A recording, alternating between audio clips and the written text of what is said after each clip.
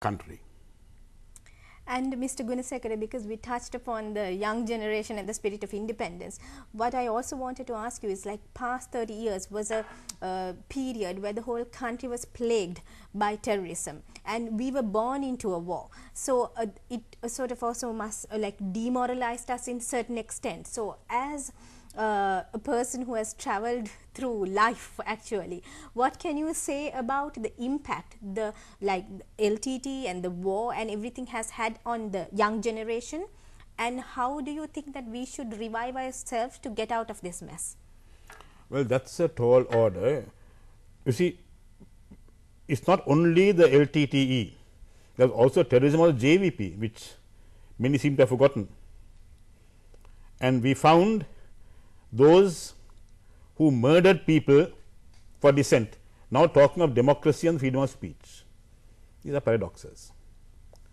And with so many bouts of terrorism, we found authoritarianism gaining ground and people becoming accustomed to those with might excising right, as though might was right.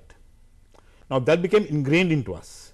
Then again, throughout the period of LTT terrorism, when the Mahinda Rajapaksa government was making a sincere effort to eradicate it, we had to keep quiet on many measures, on many matters, so as not to rock the boat.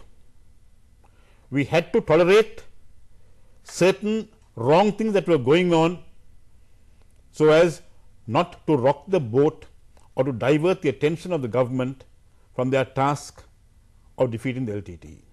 But now that is past, and now there is no further question of not rocking the boat.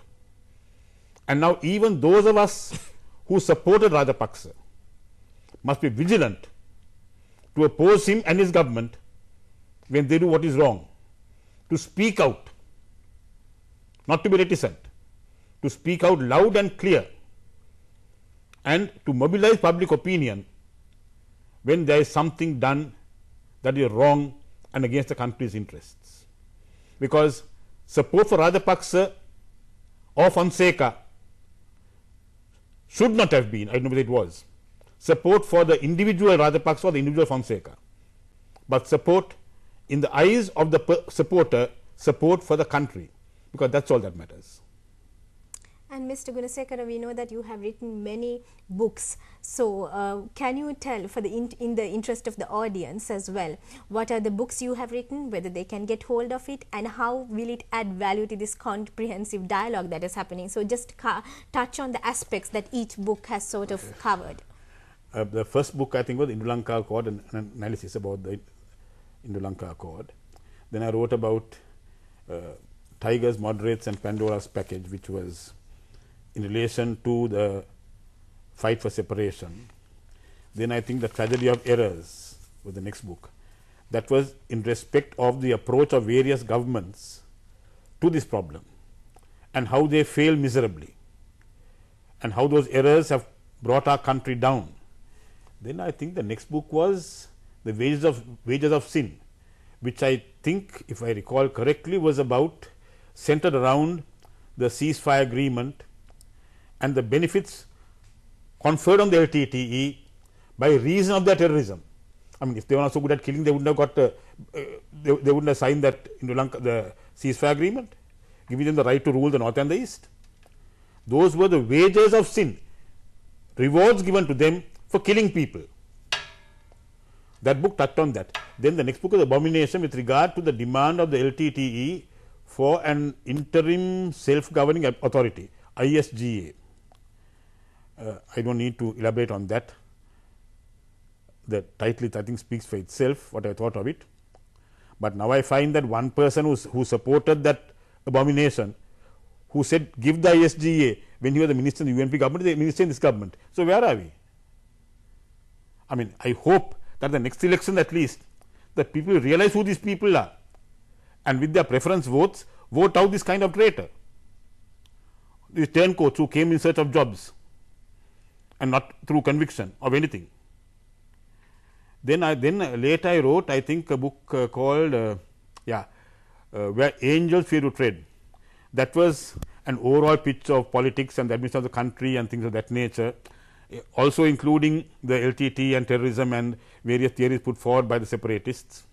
And finally, of course, Fonseca was the Rajapaksa, which was about the last election.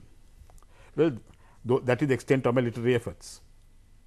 Right, Mr. Gunasekera. Now, that is a lot of books for everybody to read, and I guess it is very important at a crucial juncture in the history where we are also contemplating on many issues, different viewpoints. So, I think these are books that are must read, so that it's actually a clash of a lot of views that will let society progress. And also, there's one time for one last question very quickly. What do you think has to be done, it's a very vague question, to turn a new leaf and take the country forward? For whom to turn a new leaf?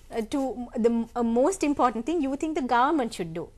The government must think of the country and not of pandering to their supporters, their friends, their relations and their supporters. They must banish and throw out into outer darkness the thugs, the bookies and the underworld characters in their midst, and not take them for the next election because of their money or the votes they can bring. They must realize that at an election, people elect those to go to parliament to make laws. So, they must nominate competent people, and the people have a responsibility to weed out the traitors, those who will sell their souls for little money, little or lot of money, those who will betray the country at above head. And the last question, the new leaf, to turn a new leaf, what the society, the masses should do, that is people like us? Well, we can only say these things in the moment, and then at the election we must go to vote. That is a must. I think I made a mistake at the last provincial council of not going to vote because of 2 candidates on the list. I don't like the idea of thugs and bookies getting into positions of power, of authority. But I think we must go and vote not only for people who can go and make a contribution in parliament, but also by such vote keep out the thugs, the rowdies, the underworld characters and so on, and the sycophants. Yeah, so we were speaking to Mr. S.L. Gunasekera, so that is according to him what the government has to do and what people like you and me have to do. A lot of things to think about, some controversial views as well. So it is the clash of views and perspectives that will take the country forward. So on that note, thank you so much, Mr. Gunasekera, for joining us, and then thank you very much for watching us tonight. Do join us tomorrow at the same time. Good night.